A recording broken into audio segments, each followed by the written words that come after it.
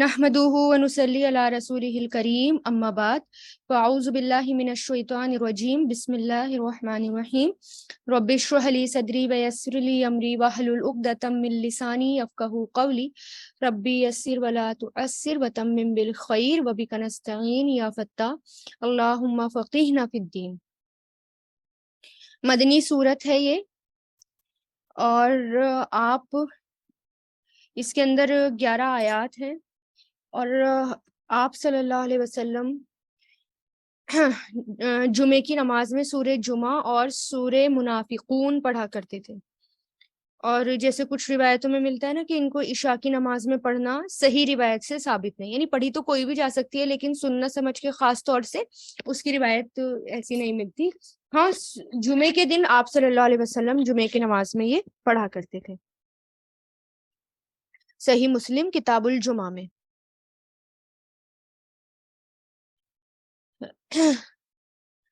तो इसमें देखें युसब्बिहु, अल्हम्दुलिल्लाह। अच्छा, इस सूरह का नाम सूरह जुमा है। हफ्ते के दिनों में से सिर्फ जुमे के नाम पर ये सूरह है। तो आप समझ सकते हैं कि जुमे का दिन जो है कितना अहम है और कितना इम्पोर्टेंट है, और बाकायदा मुसलमानों की ईद का दिन होता है। इसको छोटी ईद कहा जाता है।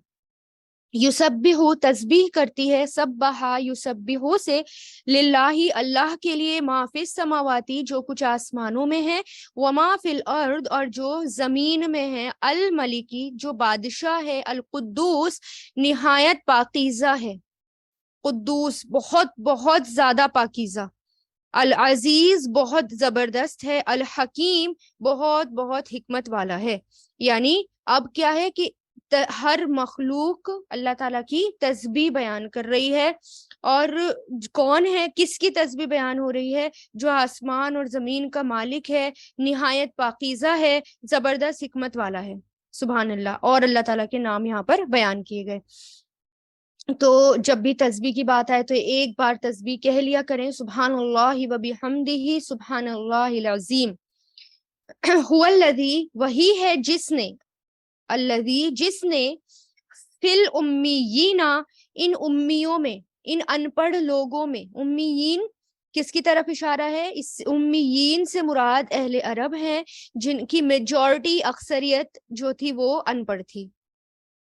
और यहाँ पर अहले अरब की तरफ इशारा है कि भेजा, बासा यबअसू से है भेजना, भेजा उन अनपढ़ों में रसूलन एक रसूल, मिनहुम उन्हीं में से, यतलू जो तिलावत करता है, तला यतलू से, अलैहिम उन पर, आयाती ही उसकी आयात, वयुज़क्कीहिम और वो तज़किया करता है उनका, जक्का युज़क्की से तज़किया करता है उनका,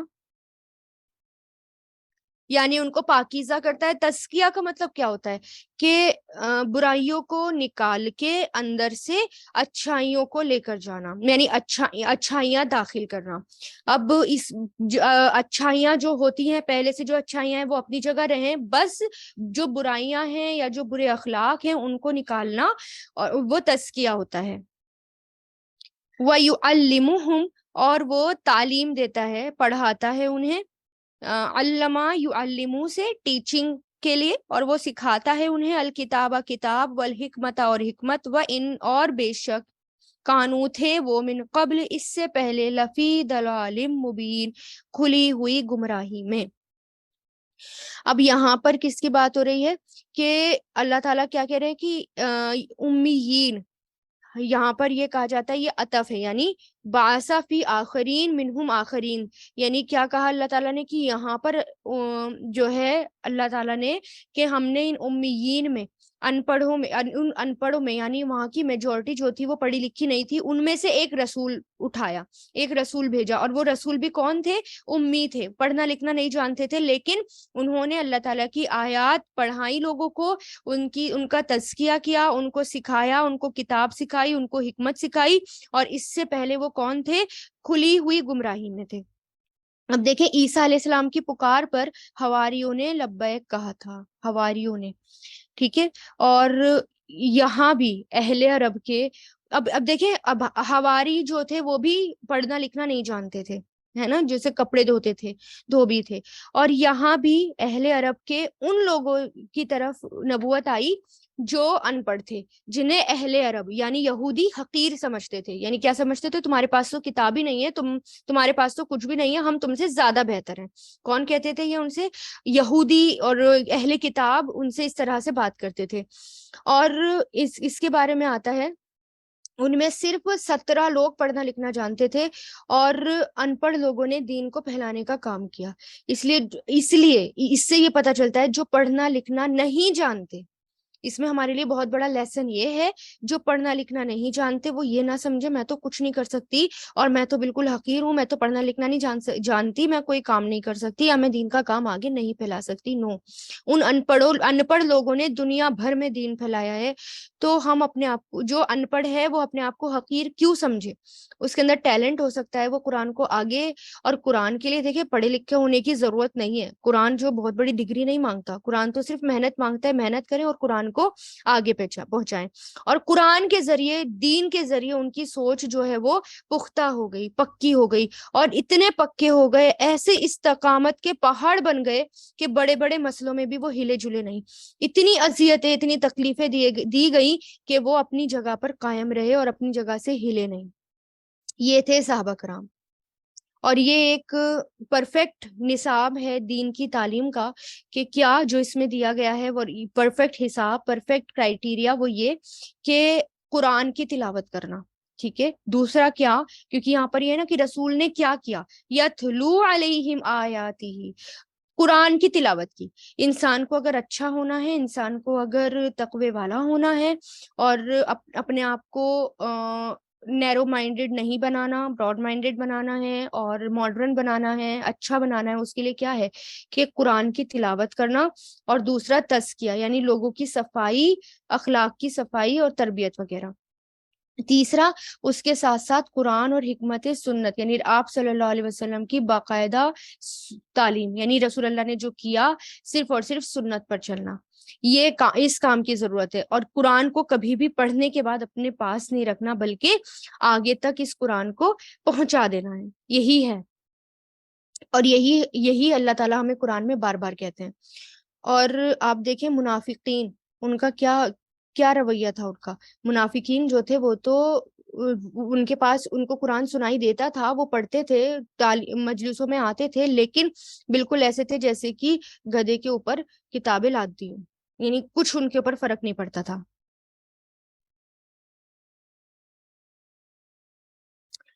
وآخرینا, اور دوسروں کے لیے بھی, منہم, ان میں سے, لما, جو ابھی تک نہیں, لما, لم پلس ما, جو نہیں, یلحقو, وہ ملے, الحقا, لحقا یلحقو سے, نہیں وہ ملے, بہم, ان سے, وہوا, اور وہ, العزیز الحکیم, زبردست حکمت والا ہے. یعنی پیچھے سے یہ بات جڑی ہوئی ہے, یہ آیت نمبر 2 سے, یعنی یہ جو آیت ہے یہ اس پر عطف ہے, یعنی اس سے جڑی ہوئی ہے امیین پر.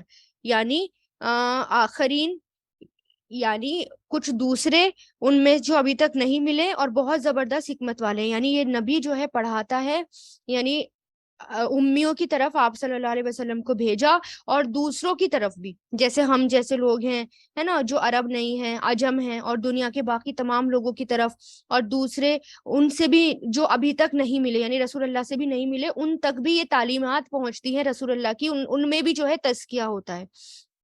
اب جیسے اس کے بارے میں آتا ہے نا, حضرت ابو ہریرہ کہتے ہیں کہ جب سورہ جمعہ نازل ہوئی تو ہم آپ کے پاس بیٹھے ہوئے تھے, میں نے آپ صلی اللہ علیہ وسلم سے پوچھا, وآخرین منہم لما یلحقو سے کون لوگ مراد ہیں, یعنی جو ابھی تک نہیں ملے ان سے کون لوگ مراد ہیں. تو آپ نے کوئی جواب نہیں دیا. میں نے 3 بار یہی سوال دہرایا. اس وقت لوگوں میں سلمان فارسی وہ بیٹھے ہوئے تھے. آپ نے ان پر اپنا ہاتھ رکھ کر فرمایا, اگر ایمان سریہ, یعنی اسٹار کا نام ہے, اس پر بھی ہوتا تو یہ لوگ, یعنی ان کے لوگ, یعنی فارس کے لوگ وہاں تک بھی اس کو لینے کے لیے پہنچ جاتے. یعنی باقاعدہ ان لوگوں کی تعریف کی گئی. اور باقی لوگ ہیں اس سے مراد, اور اس کے بارے میں یہ آتا ہے کہ جب تیسری بار سوال کیا گیا، یعنی ایک روایت میں یہ بھی آتا ہے جب تیسری بار سوال کیا گیا تو آپ نے اہل فارس کا نام لیا، یعنی عربوں کے بعد اہل فارس نے بہت دین کی خدمت بھی کی، اسلام کو پھیلانے کے لیے، اس کو اسٹیبلش کرنے کے لیے، نشو و نما میں جتنا کام ان لوگوں نے کیا خود عربوں نے بھی نہیں کیا تھا، یعنی بہت اس کام کو آگے تک پہنچایا تھا۔ تو صحابہ، اس سے مراد بعض مفسرین یہ لیتے ہیں کہ صحابہ کرام کے بعد قیامت تک جتنے لوگ ہوں گے اس میں فارس، روم، بربر، سوڈان، ترک اور مغول اور چائنیز وغیرہ، اہل ہند وغیرہ سب آ جاتے ہیں، یعنی آپ صلی اللہ علیہ وسلم کی نبوت کے لیے سب لوگ جو ہیں جو ان پر ایمان لائے، اور ان کے بعد جتنے بھی لوگ آئیں گے وہ وہاں تک یہ دین پہنچے گا، اور رسول اللہ نے ان سب کے لیے کیا کیا، ان کو ٹیچنگ دی، پڑھایا۔ ذالکہ یہ فضل اللہ، فضل ہے اللہ کا، یؤتی ہی وہ دیتا ہے اسے، آتا یؤتی سے، من یشاء جسے وہ چاہتا ہے، شاء یشاء سے، واللہ اور اللہ ذو الفضل العظیم بڑے فضل والا ہے، یعنی یہ اللہ تعالیٰ کا فضل ہے کہ اللہ تعالیٰ نے یہ قرآن دیا، یعنی یہ ایمان، یہ قرآن کی تلاوت، یہ تزکیہ، یہ تعلیم کتاب کی اور سنت، یہ سب کیا ہے، یہ سب اللہ تعالیٰ کا فضل ہے، جو کسی پر ہو جائے کہ یعنی کسی کے پاس یہ تعلیم پہنچ جائے، یہ قرآن پہنچ جائے، تو یہ اللہ تعالیٰ کی توفیق سے ہوتا ہے، اور وہ بہت خوش قسمت ہے جس کو یہ قرآن سمجھ میں آتا ہے، جس کو یہ قرآن پڑھنا آتا ہے، جو اس کے روٹ میں، اس کے ڈیپ چلا جاتا ہے، اور وہ بہت خوش قسمت ہوتا ہے کیونکہ اللہ تعالیٰ کا فضل اس تک پہنچ جاتا ہے۔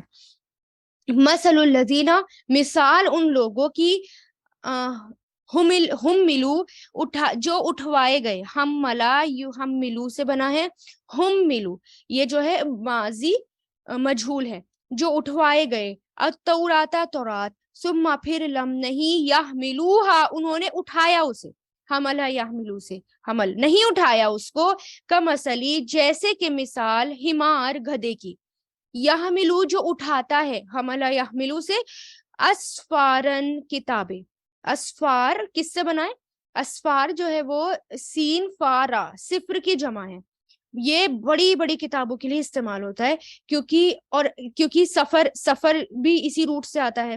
اب سفر اور کتاب یہ ایک جیسے کیسے ہو گئے؟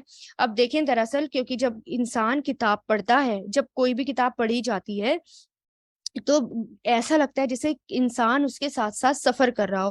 آپ کوئی کہانی کی کتاب لے لیں یا کوئی سی بھی کتاب لے لیں، اس کو ایک بار پڑھنا شروع کریں تو کیا ہوتا ہے، آپ اس کے ساتھ ساتھ سفر کر رہے ہوتے ہیں، تو اس لیے اسفارن کتابیں، بڑی بڑی کتابیں، بئسا کتنی بری ہے، مثل مثال، القومی ان لوگوں کی، الذین جنہوں نے کذبوا جھٹلایا، کذبا یکذبو سے بھی آیات اللہ، اللہ کی آیات کو، واللہ اور اللہ لا یہدی نہیں وہ ہدایت دیتا، ہدا یہدی سے، القوما ان لوگوں کو جو ظالمین ظالم ہیں، یعنی مثال ان لوگوں کی جو اٹھوائے گئے کتاب، کون ہے اس سے مراد، یعنی اہل کتاب جن کے پاس تورات آئی، ٹھیک ہے، ان کو جو ہے کتاب دی گئی، لیکن وہ انہوں نے کیا کیا، اس کتاب کو صرف اور صرف کیسے اٹھایا، جیسے مان لیں گدھا جو ہے، یعنی ان کی مثال گدھے کی دی اللہ تعالیٰ نے، کیوں، جب ہم گدھے پر بوجھ ڈالتے ہیں، اب گدھے پر کتابیں لاد دی جائیں، بہت ساری کتابیں لاد دی جائیں، تو کیا وہ اس سے پڑھا لکھا ہو جاتا ہے؟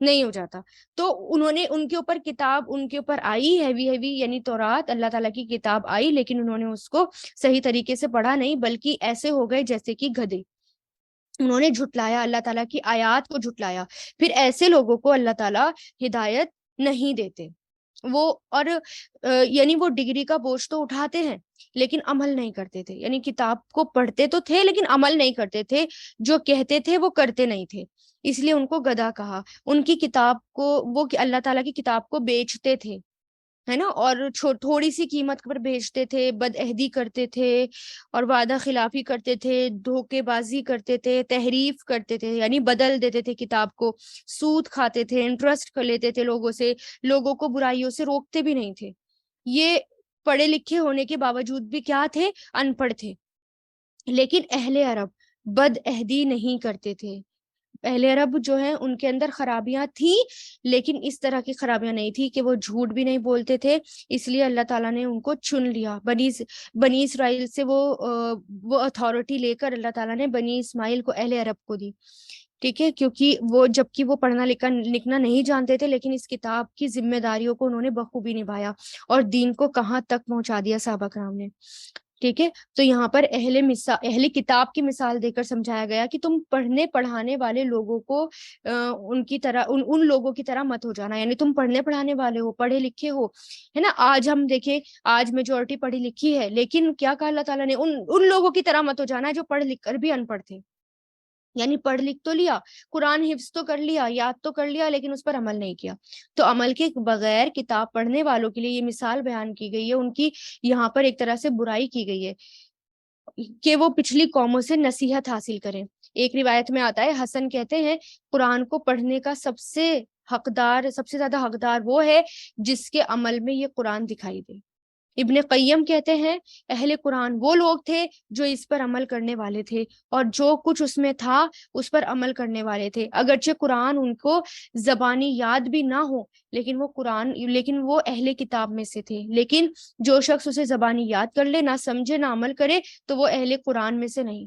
چاہے وہ قرآن کے حرف و تجویز کو بالکل درست کرے، بالکل سیدھا کر کے پڑھے، پھر بھی وہ اہل قرآن نہیں جب تک کہ وہ اس پر عمل نہ کرے، اس کو سمجھے نہ.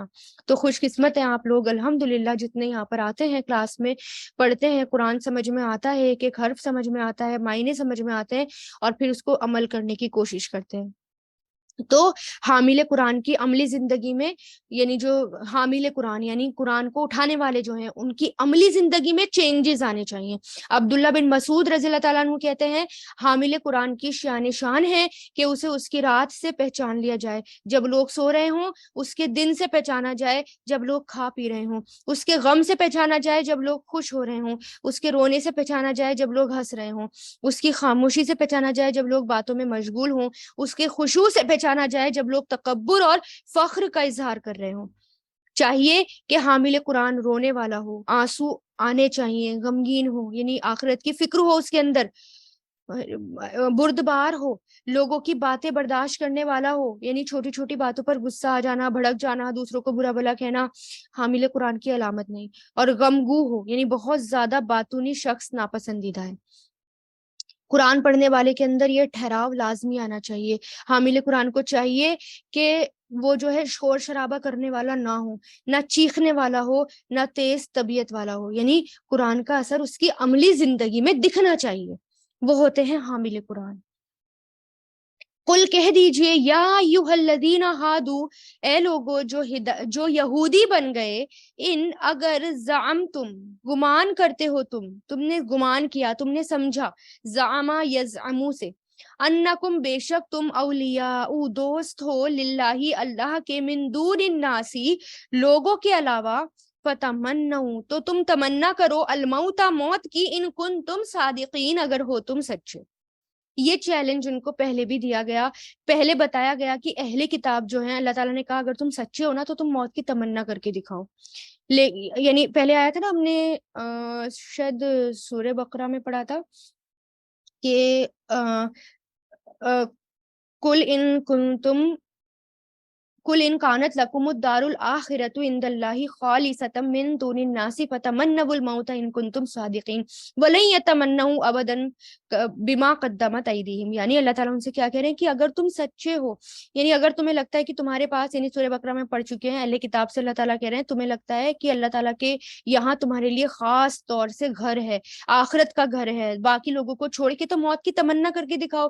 اللہ تعالیٰ نے یہ بھی کہہ دیا کہ وہ موت کی تمنا کبھی بھی نہیں کریں گے. کیوں؟ کیونکہ جو انہوں نے عمل آگے بھیجا اس کی وجہ سے وہ چاہتے ہی نہیں کہ موت جو ہے ان کو آئے. یہاں پر بھی اللہ تعالیٰ کہہ رہے ہیں کہ اگر تم سوچتے ہو کہ تم اللہ تعالیٰ کے دوست ہو تو ٹھیک ہے، موت کی تمنا کر کے دکھاؤ، کیونکہ جو اللہ تعالیٰ کا دوست ہوگا وہ جلد ہی جلد اللہ تعالیٰ سے ملنا چاہے گا، لیکن وہ کبھی بھی موت کی تمنا نہیں کریں گے. موت تو چل پڑی ہے، بس وہ انتظار ہی کر رہی ہے، جس دن اس کے قدم پورے ہو جائیں گے وہ آ پہنچے گی. موت ہر طرف سے انسان کو گھیرے ہوئے ہے، اور انسان الگ الگ مشکلات سے بچتے بچتے بچتے بچتے ایک دن نکل کر دوسرے میں پھنس ہی جاتا ہے، حتیٰ کہ موت کے منہ میں چلا جاتا ہے، اور اس مصیبت سے پھر وہ نکل نہیں پاتا. تو اللہ تعالیٰ کیا کہہ رہے ہیں، ٹھیک ہے موت کی تمنا کر کے دکھاؤ اگر تم سچے ہو تو. ولا، اب دیکھیں یہاں پر بھی آ گیا ولا یتمنونہ، کبھی بھی وہ تمنا نہیں کریں گے اس کی. یتمنون، تمنا یتمنا، यतमन्नौना कभी भी तमन्ना नहीं करेंगे हु उसकी अबदन कभी भी, बिमा इस वजह से जो कद्दमत आगे भेजा, कद्दमा युकद्दिमु से आगे भेजा, अयदीहिम उनके हाथों ने, वल्लाहु और अल्लाह अलीमुन खूब जानने वाला है, बिज़ालिमीन जालिमों को। क्योंकि यहूदी जो थे वो मानते नहीं थे, आप सल्लल्लाहु अलैहि वसल्लम को नहीं मानते थे, आप सल्लल्लाहु अलैहि वसल्लम की तालीमात को नहीं मानते थे, अहले किताब को, कुरान, अहले अरब को जो है वो अनपढ़ समझते थे, अपने आप को बहुत बड़ा समझते थे, बहुत बड़ा अल्लाह वाला समझते थे। तो इसलिए अल्लाह ताला उन्हें चैलेंज दे रहे हैं कि ठीक है तुम इतने बड़े अल्लाह वाले हो तो ठीक है फिर मौत की तमन्ना करके दिखाओ अगर तुम सच्चे हो। फिर साथ में अल्लाह ताला ने ये भी कह दिया, उन्होंने जो भी कुछ हरकतें की हैं उनको पता है कि वो गुनाह का काम उन्होंने किया, इसलिए वो कभी भी मौत की तमन्ना नहीं करेंगे। कुल कह दीजिए, इन्ना बेशक अलमौता मौत, अल्लदी वो है जो, तफिर्रूना तुम भागते हो, वो जो फरार से बना है, फरारा, फर्रा या फिर्रू से, तफिर्रूना तुम भागते हो, मिनहू उससे, फइन्नहू तो बेशक वो, फइन्नहू तो बेशक वो, मुलाकीकुम मिलने वाली है तुमसे, लका यलका से, मुलाकी मिलने वाली है तुमसे। अब देखें ये लाम काफ या से बना है और ये या लाका से बना है, लाका काफ या अलिफ मकसूरा के साथ, और युलाकी लाकी, मुलाकी जो है मुलाकिन फाइल आता है, मुलाकन मफूल आता है। तो यहाँ पर क्या है, मुलाकी कुम वो मिलने वाली है तुमसे, सुम्मा फिर तुरद्दूना तुम लौटाए जाओगे, रद्दा यरुद्दू से, तुरद्दूना मुजारे मजहूल लौटाए जाओगे, इला आलिमिल गैबी जानने वाले की तरफ, गैब के यानी छुपी हुई बातों के जानने वाले की तरफ, व शहादती और हाजिर के यानी जो जाहिर बातें हैं और जो छुपी हुई हैं जो सबको जानता है उसकी तरफ तुम लौटाए जाओगे। फयुनब्बिउकुम फिर वो तुम्हें खबर देगा, नब्बा युनब्बिउ से फिर वो तुम्हें खबर देगा बताएगा, बिमा वो जो कुंतुम थे तुम तामलून अमल करते। यानी तुम एक दिन अल्लाह ताला के पास तुम्हें जाना है, तुम्हें उससे मिलना है, फिर वो तुम्हें एक एक बात का बताएगा जो तुम अमल किया करते थे।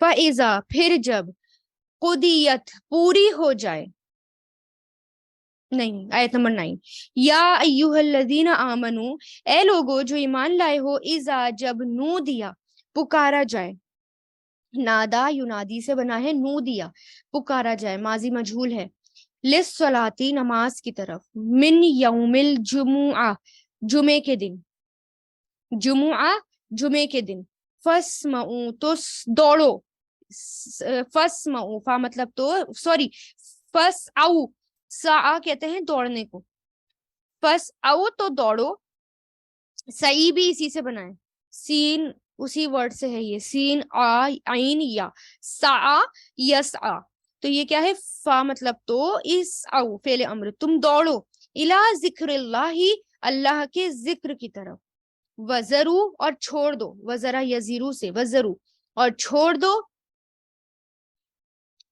बैआ खरीद और फरोख्त यानी बिजनेस तिजारत, जालिकुम ये खैरुन बेहतर है, लकुम तुम्हारे लिए, इन कुन तुम तालमून अगर हो तुम जानते, अलीमा या अलमू से तालमून तो अगर तुम जानते, यानी जुमे के बाद बारे में यहाँ पर तालीम दी गई है कि जुमे के दिन क्या करना चाहिए, क्योंकि जुमे का दिन मोमिनों का सीखने का दिन होता है, इज्तमा का दिन होता है, इकट्ठे होने का दिन होता है, इल्म हासिल करने का, खुतबे के जरिए ये दिन होता है, ये खुतबे की इबादत, ये खुतबा इबादत का हिस्सा है, नमाज का हिस्सा है।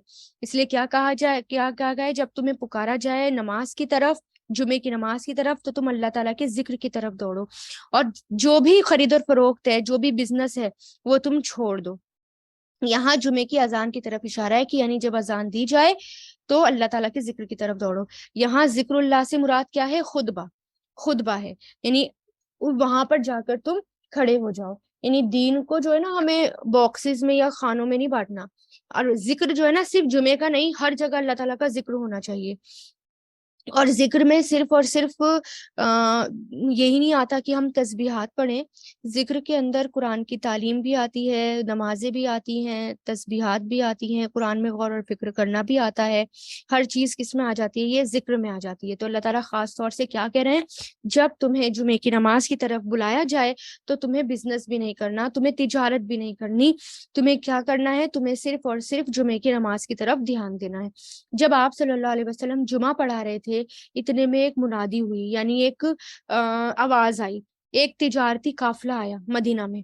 مسلمان ان دنوں کافی مشکلات کا شکار تھے، یعنی ان کے پاس کھانے پینے کو نہیں تھا، قحط وغیرہ تھا، ضرورت کی بہت ساری چیزیں جو تھیں وہ ان کو ضرورت تھی، لیکن ضرورت کی چیزیں باہر سے آتی تھی، ہر ایک کو چیزوں کی ضرورت تھی، جنہیں جب انہوں نے تجارت دیکھی، قافلہ دیکھا، کیونکہ ساتھ میں ہلہ گلا بھی ہوتا تھا نا وہاں پر، کے ڈھول بھی بجتے تھے، ڈھول دھماکے کر کے وہ سب کو اکٹھا کرتے تھے، آواز آج تو اب لاؤڈ اسپیکر ہوتے، لیکن وہ ڈھول بجاتی ہے، سب کو اکٹھا کرتے تھے اور شور مچاتے تھے۔ تو جب یہ دیکھا تو ایک دم رسول اللہ نماز کے لیے جب کھڑے ہو رہے تھے، سب چھوڑ کے بھاگ گئے، صرف 12 لوگ اس وقت بچے تھے، صرف 12 مخلص صحابی جو تھے وہ بچے تھے، اور باقی لوگ جو ہیں وہ کیا ہو گئے؟ ادھر ادھر ہو گئے۔ تو اللہ تعالیٰ نے کیا کہا؟ خاص طور سے ہدایت دی کہ جمعے کے دن تو تجارت بھی نہیں کرنی، جمعے کی نماز میں، یعنی جب تم اذان سن لو جمعے کی تو تمہیں اپنا بزنس بھی ختم کرنا ہے، یہاں تک کہ لیڈیز کو کھانا پینا، کھانا وانا پکانا، یہ سب بھی جو ہے وہ چھوڑنا ہے، تاکہ لوگ جمعے کی تیاریوں کے لیے بھیج کریں، جمعے کے لیے بھیجیں، سب کچھ پہلے کریں یا پھر جمعے کے بعد کریں۔ اور یہی کیا ہے؟ اللہ تعالیٰ کیا کہہ رہے ہیں کہ یہی تمہارے لیے بہتر ہے اگر تم علم رکھتے۔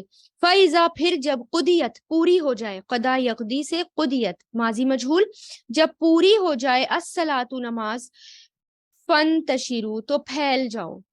اچھا، یہ قُضِیَت جو ہے نا وہ فیمیل کا صیغہ ہے، تاپے اصل میں جزم ہے لیکن آگے زیر ہے ملانے کے لیے، پوری ہو جائے نماز، فَانْتَشِرُوا تو پھیل جاؤ، انتشرا ینتشرو انتشر پھیل جاؤ، فی الارضی زمین میں، وابتغوا اور تلاش کرو، ابتغا یبتغی سے اور تلاش کرو، من فضل اللہ اللہ کے فضل کو، وذکروا اور ذکر کرو، وذکر یذکروا سے اللہ اللہ کا، کثیرن کثرت سے، لعلکم تاکہ تم تفلحون فلاح پا جاؤ، کامیاب ہو جاؤ۔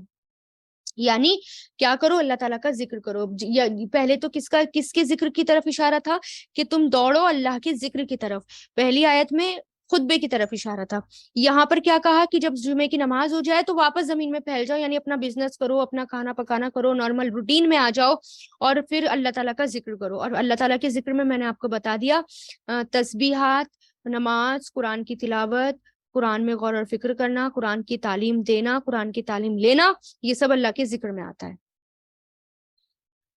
وَإِذَا اور جب رَأَوْا انہوں نے دیکھا، رَأَا یا را سے بنا ہے، رَأَوْا انہوں نے دیکھا، تجارتاً تجارت کو، بزنس کو، او یا لہون کھیل تماشے کو، انفدو وہ دوڑ پڑے، ٹھیک ہے، انفدو فا داد داد سے بکھرنا، الگ الگ ہو جانا، مائل ہونا، متوجہ ہونا، دوڑ کر پھیل جانا، وہ دوڑ پڑے الیہا اس کی طرف، و ترکوہا اور انہوں نے چھوڑ دیا، ترکا یترکو سے، ترکو کا انہوں نے چھوڑ دیا آپ کو، کا کس کی طرف ہے؟ رسول اللہ کی طرف، قائمن کھڑے ہوئے، قل کہہ دیجئے، ما عند اللہ جو اللہ کے پاس ہے، خیرن وہ بہتر ہے، من اللہ بھی کھیل تماشے سے، و من التجارتی اور تجارت سے، واللہ اور اللہ خیر بہتر ہے، الرازقین رزق دینے والا۔ یعنی اللہ تعالیٰ کیا کہہ رہے ہیں کہ یہ جب انہوں نے تجارت کو دیکھا تو وہ، یا کھیل تماشے کو دیکھا تو وہ اس کی طرف دوڑ پڑے، کیونکہ دنیا ایک کھیل تماشا ہے نا، تو اس بے چین ہو گئے، اس کی طرف دوڑ پڑے۔ حدیث میں آتا ہے رسول اللہ خود ارشاد فرما رہے تھے، ڈھول تاشے کی آواز سن کر لوگ بے چین ہو گئے، 12 لوگوں کے سوا سب بقی کی طرف چلے گئے جہاں قافلہ اترا تھا۔ آپ صلی اللہ علیہ وسلم نے فرمایا اگر تم سب چلے جاتے، ایک بھی باقی نہ رہتا، تو یہ وادی آگ سے بہ نکلتی، یعنی لاوا پھوٹتا، کیونکہ ابھی ان لوگوں کی تربیت ہو رہی تھی، ابھی انہیں پتا نہیں تھا کہ یہ کام اتنا زیادہ ناپسندیدہ ہے، تو اس لیے کیا کہا؟ نماز کی پکار، یعنی اذان کہلاتی ہے۔ تو اس جب تم جو ہے یعنی اللہ تعالیٰ کیا کہہ رہے کہ تم نے تجارت کو دیکھا تو تم اس کی طرف دوڑ پڑے اور رسول اللہ کو ایسے ہی کھڑے ہوئے چھوڑ دیا. تو رسول اللہ کہہ رہے ان سے کہہ دو کہ اللہ کے پاس جو ہے وہ بہتر ہے اس کھیل تماشے سے اور اس تجارت سے, اور اللہ ہی رزق دینے والا ہے. تم رزق کے لیے بھاگے تھے, اپنی ضرورت کے لیے بھاگے تھے, تو یاد رکھو اللہ ہی ضرورتیں پوری کرنے والا ہے. ٹھیک ہے, تو اب دیکھیں جمعے کے بارے میں آیت نمبر 9 میں آیا کہ جب بھی جمعے کے لیے بلایا جائے تو تم دوڑو. ٹھیک ہے, اور کیوں دوڑو؟ کیونکہ جمعہ جو ہے وہ بہترین دن ہوتا ہے. علماء نے کہا ہے کہ یہ ذکر الہی میں یہ یہاں پر جو ہے ذکر الہی سے مراد اس آیت میں جمعے کی نماز بھی ہے اور خطبہ بھی ہے. جمعے کا دن افضل ترین دن ہے. رسول اللہ نے فرمایا اللہ کے نزدیک دنوں میں سب سے زیادہ افضل جمعے کا دن ہے. بہترین دن جس میں سورج طلوع ہوتا ہے وہ جمعے کا دن ہے. اس دن میں آدم علیہ السلام پیدا کیے گئے, اسی دن ان کو جنت میں داخل کیا گیا اور اسی دن ان کو جنت سے نکالا گیا. یہ مسلمانوں کے لیے عید کا دن بنایا گیا ہے, تمام دنوں کا سردار ہے. اس دن آدم علیہ السلام پیدا ہوئے اور اسی دن زمین پر اترے اور اسی دن ان کی وفات بھی ہوئی. اس دن میں ایک ایسی گھڑی بھی ہوتی ہے کہ اس میں بندہ جو بھی کچھ اللہ تعالیٰ سے مانگتا ہے اللہ اس کو وہی دیتا ہے جب تک کہ کسی حرام چیز کا سوال نہ کرے. یعنی حرام چیز چھوڑ کر جس کو مانگتا ہے اللہ تعالیٰ دیتے ہیں. جمعے کے دن بھی خوب دعائیں کرنی چاہیے. اس دن قیامت قائم ہوگی. ہر مقرب فرشتہ, آسمان, زمین, ہوائیں, پہاڑ, سمندر جمعے کے دن سے ڈرتے رہتے ہیں کہ قیامت نہ آ جائے سوائے انسان کے. یہ طہارت کا دن ہے, یعنی پاک صاف ہونے کا دن ہے. پھر اسی طرح آخرت میں بھی ایک یوم المزید ہوگا جو جمعے والوں کے لیے ہوگا, جس دن اللہ تعالیٰ اپنا جلوہ فرمائیں گے, یہاں تک کہ وہ اس کے چہرے کی طرف دیکھے گا تو فرمائے گا مجھ سے مانگو. چنانچہ وہ اس سے مانگیں گے یہاں تک کہ ان کی خواہش ختم ہو جائے گی. تو اس وقت آپ کے پاس سے ان کے لیے وہ کچھ کھلے گا جسے کسی آنکھوں نے نہ تو دیکھا ہوگا, کسی کان نے نہ تو سنا ہوگا, کسی دل پر اس کا خیال بھی نہ گزرا ہوگا. یہ اتنے وقت میں ہوگا جتنا وقت جمعے کے دن لوگوں کے واپس ہونے میں لگتا ہے.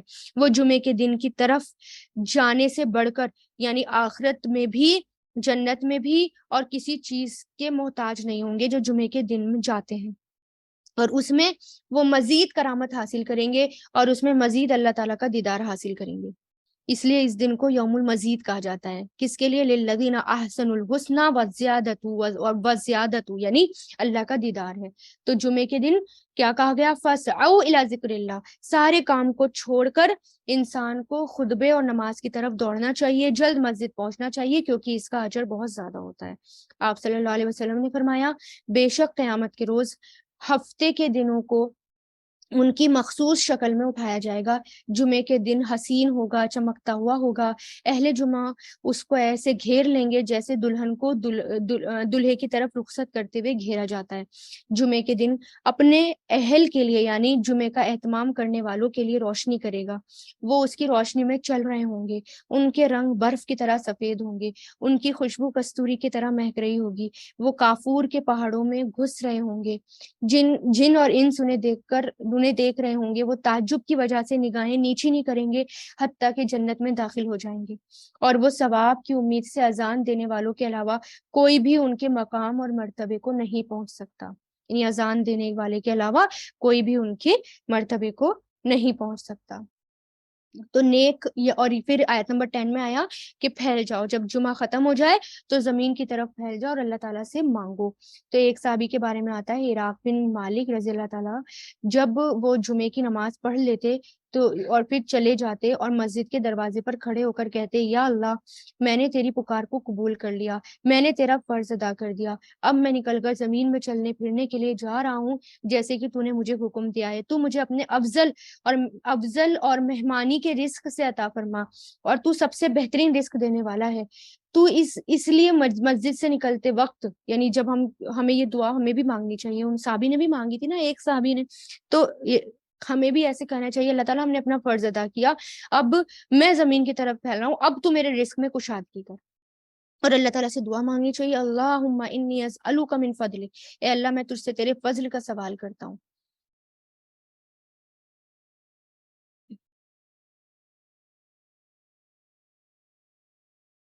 اچھا, اب کیا ہے کہ پکار کی طرف، نماز کی پکار، یعنی جب نماز کے لیے پکارا جائے. نماز کی پکار کیا کہلاتی ہے؟ اذان. اس کے بارے میں آتا ہے، حضرت عبداللہ بن عمر کہتے ہیں کہ مسلمان جب مدینہ آئے تو نماز کے لیے یوں ہی جمع ہو جایا کرتے تھے، ایک وقت مقرر کر لیتے تھے، نماز کے لیے اذان نہیں ہوتی تھی. ایک دن انہوں نے اس بارے میں باتیں کی، ڈسکشن کیا، تو بعض کہنے لگے کہ نصارہ کی طرح گھڑیال بنا لو، یعنی گھنٹیاں بجا لو. بعض کہتے تھے کہ یہود کی طرح بگل بنا لو.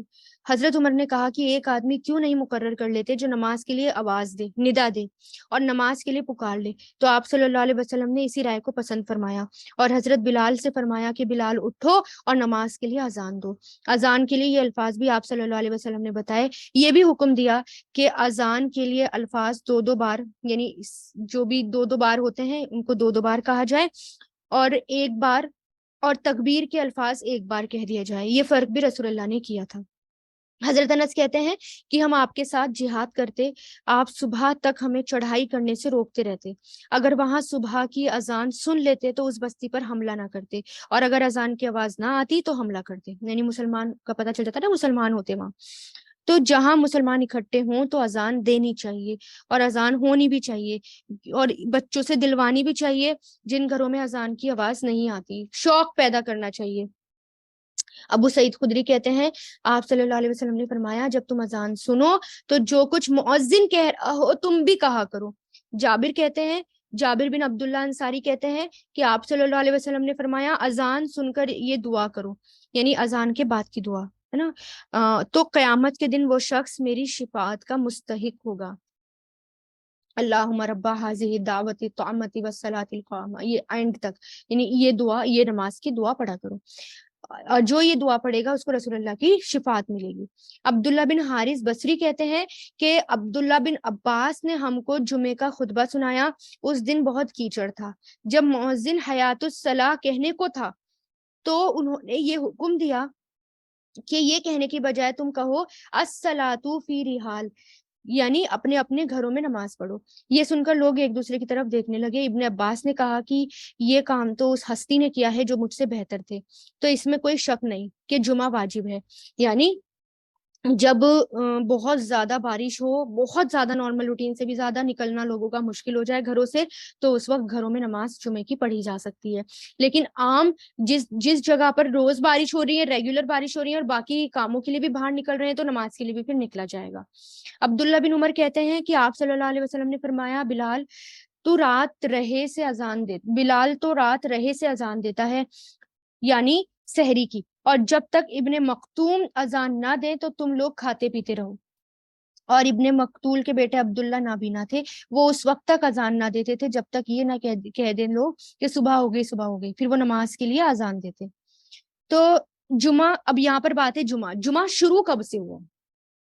آپ صلی اللہ علیہ وسلم جب ہجرت کر کے مدینہ تشریف لائے تو نماز جمعہ کا آغاز کر دیا گیا، اس کی شروعات کر دی گئی. حضرت ابو سعید خدری کہتے ہیں آپ صلی اللہ علیہ وسلم نے فرمایا جمعے کے دن ہر جوان پر غسل واجب ہے اور مسواک کرنا، اگر میسر ہو تو خوشبو لگانا.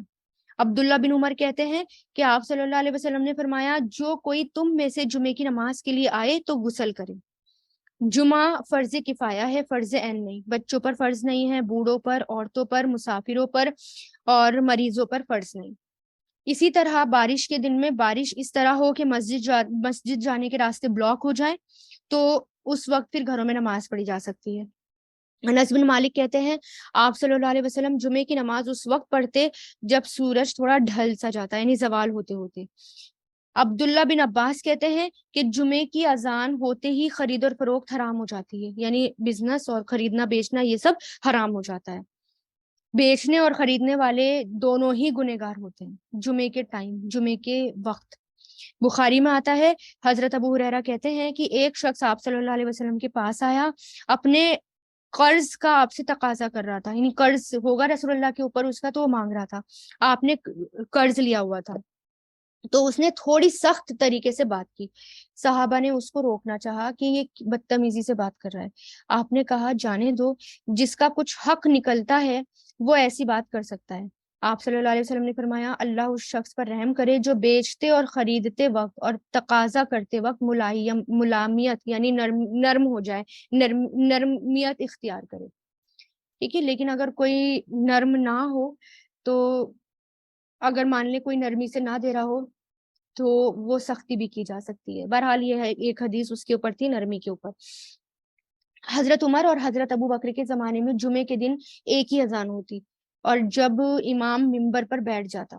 اور لیکن حضرت عثمان کے زمانے میں جب مدینہ کی آبادی بہت زیادہ بڑھ گئی تو انہوں نے زہرہ، مدینہ کے بازار میں ایک مقام کا نام ہے، وہاں پر تیسری اذان اقامت سمیت پڑھائی، کیونکہ پھر ایک جگہ لوگوں کا اکٹھا ہونا مشکل ہو جاتا ہے نا جب آبادی بڑھتی ہے. حضرت عبداللہ بن عمر کہتے ہیں کہ آپ جمعے کے بعد مسجد میں کچھ نہ پڑھتے، جب اپنے گھر لوٹ آتے تو 2 رکعت پڑھتے، یعنی یہ سنت ہے. نماز کے بعد گھر آ جائیں اور یا پھر زمین میں پھیل جائیں. ابو ہریرہ کہتے ہیں آپ صلی اللہ علیہ وسلم نے فرمایا، جب تم اپنے ساتھی سے یوں کہو کہ تو چپ رہے اور امام خطبہ دے رہا ہو تو نے لغو حرکت کی. یعنی مان لے بہت زیادہ شور شرابہ ہو رہا ہے مسجد میں خطبے کے وقت، ایک تو ہونا نہیں چاہیے، بالکل خاموشی کے ساتھ خطبہ سننا چاہیے. لیکن اگر کوئی بات کر رہا ہے تو ہمیں بول کر یہ بھی نہیں کہنا کہ چپ ہو جاؤ، یعنی اس نے بھی پھر زیادتی کر دی. اشارے سے کہہ سکتے ہیں، خاموشی سے اشارے سے انگلی کر کے کہ خاموش، بولنا نہیں ہے، زبان سے نہیں نکالنا. اس سے کیا ہوگا، سب ایک دوسرے کو چپ کرائیں گے تو پھر سے شور شرابہ مسجد میں ہو جائے گا. عبداللہ بن عباس کہتے ہیں کہ آپ صلی اللہ علیہ وسلم نے فرمایا، جب امام خطبہ دے رہا ہو اس وقت جو بات کرے وہ اس گدھے کی طرح ہے جس پر کتابیں لدی ہوئی ہیں، اور جو شخص اس سے کہے کہ یعنی تو بھی خاموش رہے تو وہ بھی ایسا ہی ہے. یعنی ایسے لوگوں کا پھر جمعہ نہیں ہوا. یعنی اپنے جمعے کی حفاظت کرنی چاہیے. کیسے؟ خاموش رہ کر، خطبہ سن کے. ابن عباس کہتے ہیں مسجد نبوی کے بعد پہلا جمعہ جو ہوا تھا وہ عبد القیس کی مسجد میں ہوا تھا جو بحرین میں جواسہ میں تھی. حضرت ابو ہریرہ کہتے ہیں کہ آپ صلی اللہ علیہ وسلم نے فرمایا، جمعے کے دن فرشتے جامع مسجد کے دروازے پر آ کھڑے ہوتے ہیں اور آنے والوں کے نام باری باری لکھتے جاتے ہیں. جو پہلے آتا ہے اس کی مثال اس شخص کی ہے جو ایک اونٹ قربان کرے، پھر دوسرے کی جیسے گائیں قربان کرے، پھر تیسرے کی جو مینڈھا قربان کرے، چوتھے کی جو مرغی، پانچویں کی جو انڈا قربان کرے. پھر جب امام خطبے کے لیے نکلتا ہے تو فرشتے اپنے دفتر یعنی اپنے رجسٹر لپیٹ لیتے ہیں اور خطبہ سننے لگ جاتے ہیں. پھر آنے والے سب آ رہے ہوتے ہیں، یعنی ثواب میں ان کا نام نہیں لکھا جاتا. ابو ہریرہ کہتے ہیں کہ آپ صلی اللہ علیہ وسلم نے فرمایا، جن دنوں میں سورج طلوع ہوتا ہے اس میں سب سے بہتر دن جمعے کا دن ہے، یعنی سارے دنوں میں سب سے بہتر دن جمعے کا دن ہے. اسی جمعے کے دن حضرت آدم پیدا ہوئے، اسی دن جنت میں داخل کیے گئے، اسی دن نکالے گئے، قیامت بھی اسی دن قائم ہوگی. جمعے کے دن یعنی یہ سب کام ہوئے تھے. اب دیکھیں جمعے کے دن نہ کرنے والے کام. سلمہ بن عقبہ اپنے باپ سے روایت کرتے ہیں کہ جب ہم جمعے کی نماز آپ صلی اللہ علیہ وسلم کے ساتھ ادا کر کے واپس لوٹتے تو ہم دیواروں کا سایہ نہ پاتے تھے، یعنی جس کی آڑ میں آتے، یعنی اتنا ارلی، یعنی بہت دیر نہیں کرنی چاہیے، جلدی سے جمعے کے لیے نکلنا چاہیے. جو آئے تو وہ سنتیں ساتھ ساتھ پڑھتا جائے. یہ ضروری نہیں ہے کہ وقفہ دیں تبھی، یعنی جیسے جیسے مسجد میں آتے جائیں سنتیں پڑھتے جائیں. رسول اللہ فرماتے تھے کہ آدمی کو نماز کا لمبا کرنا اور خطبے کا مختصر کرنا اس کی سمجھداری کی علامت ہے. ہمارے ہاں آج کل تو خطبے بہت لمبے لمبے ہوتے ہیں لیکن نمازیں لمبی ہونی چاہیے، خطبے چھوٹے. آج کل الٹا ہو گیا، نمازیں بہت لمبی ہوتی تھی رسول اللہ کے ٹائم پہ اور خطبے چھوٹے.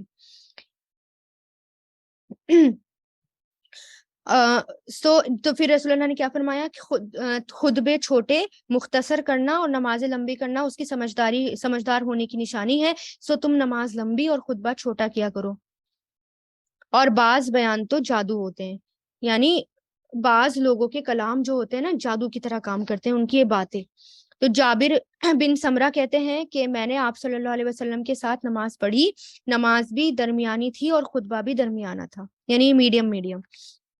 حضرت ابن ابی رافی کہتے تھے کہ مروہ نے ابو ہریرہ کو مدینہ میں مقرر کیا. ابو ہریرہ نے جمعے کی نماز پڑھائی تو آپ نے پہلی رکعت میں سورہ جمعہ اور دوسری رکعت میں المنافقون پڑھا. پھر میں ان سے ملا تو کہا کہ آپ نے وہی صورتیں پڑھی جو حضرت علی کوفہ میں پڑھتے تھے.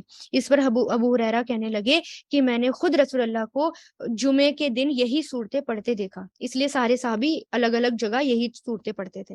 حضرت لقمان بن بشیر کہتے ہیں کہ آپ عیدوں اور یعنی آپ عیدوں اور جمعے میں سبح اسم ربک الاعلی اور پھر حل اتا کا حدیث الغاشیہ پڑھا کرتے ہیں۔ جابر بن عبداللہ کہتے ہیں کہ آپ صلی اللہ علیہ وسلم جب خطبہ دیتے تو آپ کی آنکھیں سرخ ہو جاتی، آواز بلند ہو جاتی، غصہ زیادہ ہو جاتا، گویا وہ ایک ایسے لشکر سے ڈرانے والے تھے جو بس صبح اور شام ہی تم پر پہنچنے والا ہے، اور فرماتے میں اس وقت بھیجا گیا ہوں کہ میں اور قیامت یعنی دو انگلیوں کی طرح ہیں۔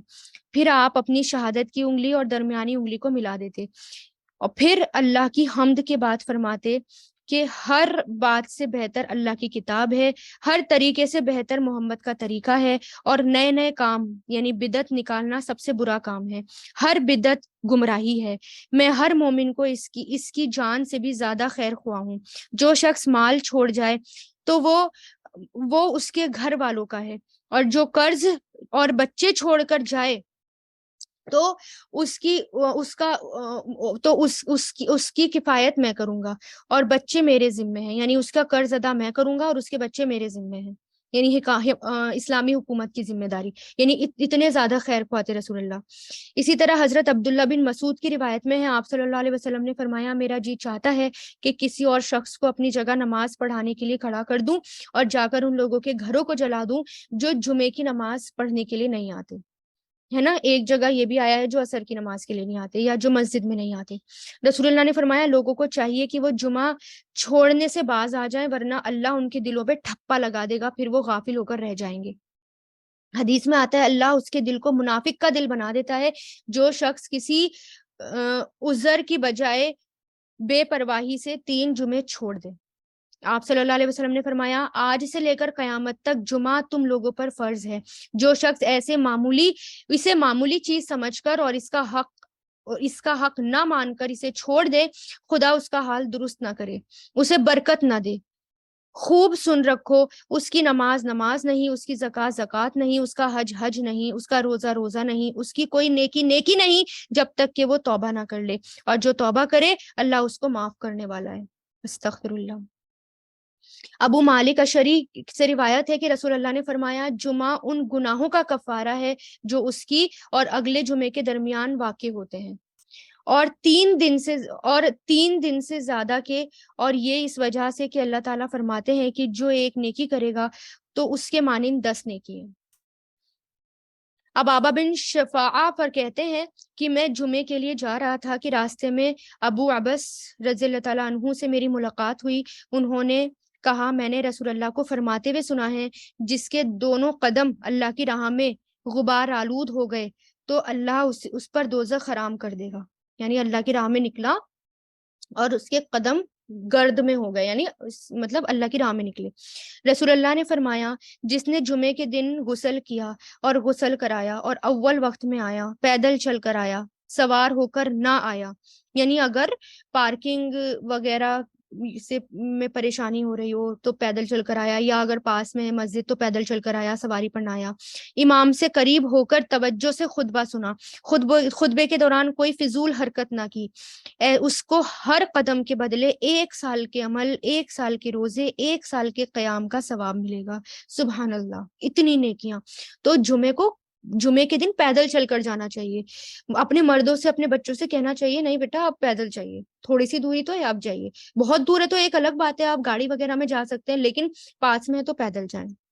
آپ صلی اللہ علیہ وسلم نے فرمایا جو شخص جمعے کے دن اچھی طرح غسل کرے، اچھی طرح سوار ہو، اچھی طرح وضو کرے اور اپنے بہترین لباس پہنے، اللہ نے اس کی قسمت میں گھر والوں کی جو خوشبو لکھی ہے وہ لگا لے، یعنی جو گھر میں خوشبو موجود ہے۔ پھر جمعہ پڑھنے آئے، لغو بات نہ کرے، یعنی بیکار کی باتیں نہ کرے، 2 آدمیوں کے درمیان جدائی نہ ڈالے، یعنی 2 لوگوں کے بیچ میں نہ بیٹھے، اس جمعے اور اگلے جمعے کے درمیان سارے گناہ معاف کر دیے جاتے ہیں۔ لباس مطلب تھوڑا سا اسپیشل ہو، جیسے ہوتا ہے نا کہ مان لیں ہم جو ہے نارمل کپڑے، اور ایک کپڑے ہم نے اچھے سے ٹھیک سے کپڑے ہم نے جمعے کے دن کے لیے رکھ لیے کہ نہیں جب جمعے کا دن ہوگا میں تبھی یہ والے کپڑے پہنوں گی، تھوڑے صاف ستھرے ہوں، ایسا نہیں کہ نئے کپڑے ہر جمعے کو نئے کپڑے پہنے، یہ مراد نہیں ہے۔ جمعے کے لیے خاص اپنے کپڑوں میں سے ایک کپڑے الگ کر دیے تاکہ وہ ٹھیک ٹھاک رہیں۔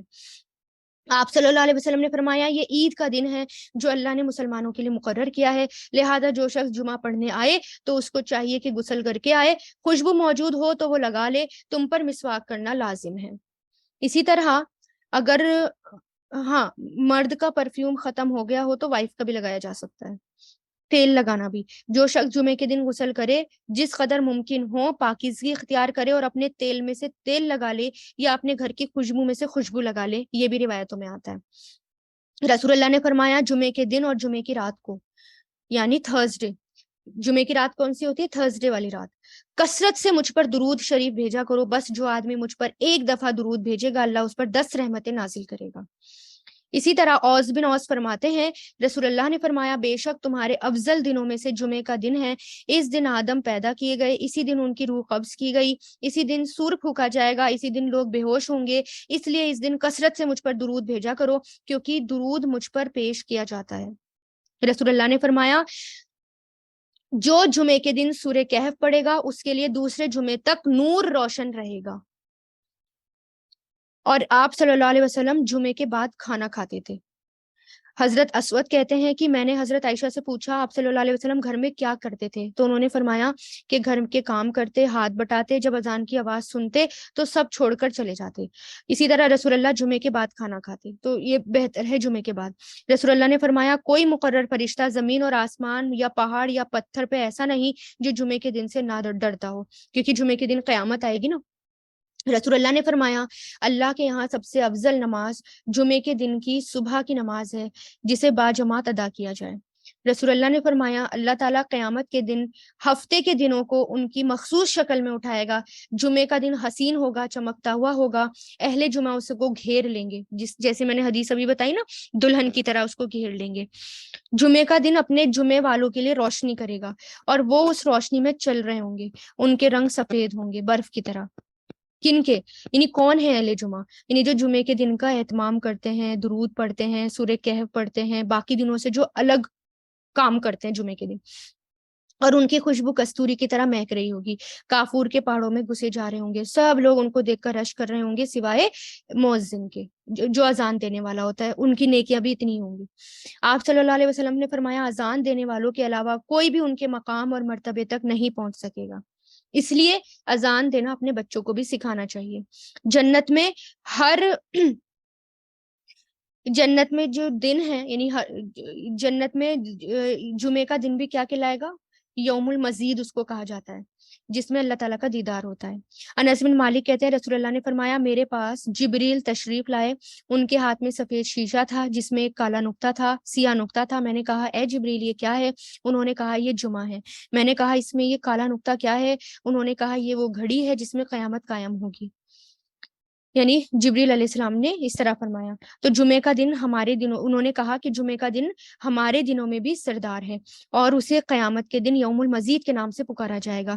میں نے کہا یعنی رسول اللہ نے تم اسے یوم المزید کے نام سے کیوں پکارو گے؟ انہوں نے فرمایا آپ کے رب عز و جل نے جنت میں ایک وادی بنائی ہے جو سفید مشک سے بھی زیادہ خوبصورت ہے، بس وہ جمعے کا دن ہوگا تو اللہ تعالیٰ اعلیٰ علیین سے اپنی کرسی پر نزول فرمائے گا، پھر اللہ تعالیٰ کرسی کو نور کے ممبر سے گھیر لے گا، تو نبی آئیں گے یہاں تک کہ ان پر بیٹھ جائیں گے، پھر اللہ تعالیٰ ممبر کو کرسیوں سے گھیر لے گا، پھر صدیق اور شہداء آئیں گے تو اس پر بیٹھ جائیں گے، پھر اہل جنت آئیں گے یہاں تک کہ وہ ان ٹیلوں پر بیٹھ جائیں گے، بس ان کے لیے ان کا رب یعنی اللہ تعالیٰ اپنا جلوہ فرمائے گا یہاں تک کہ وہ اس کے چہرے کی طرف دیکھیں گے، وہ فرمائے گا میں ہوں جس نے تم سے اپنا وعدہ سچ کر دکھایا، میں نے تم پر اپنی نعمت پوری کر دی، یہ مقام ہے جس پر میں اپنے بندوں کی تقریب کر رہا ہوں، یعنی اپنے بندوں کو قریب کر رہا ہوں، انہیں عزت بخش رہا ہوں، سو تم مجھ سے مانگو۔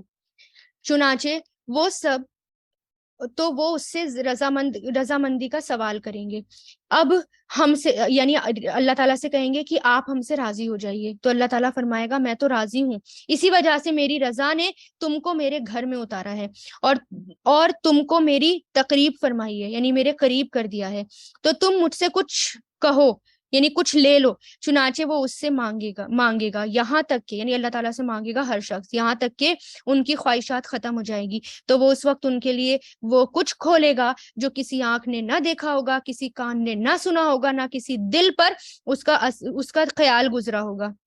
یہ اتنے وقت میں ہوگا جتنا وقت جمعے کا دن کا ہوتا ہے، جس دن لوگ آتے ہیں اور ان کو واپس جانے میں لگتا ہے۔